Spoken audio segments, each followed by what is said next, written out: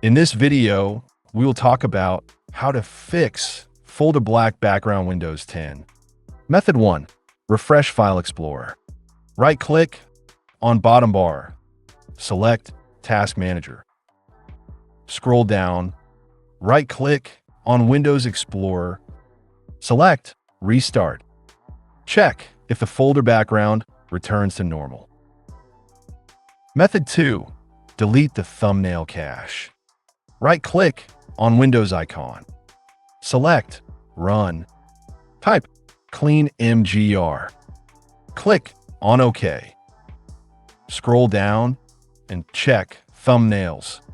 Click on OK. Select Delete Files.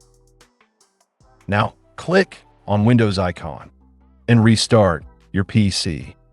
So that's how you can fix folder black background on Windows 10. See you in the next video.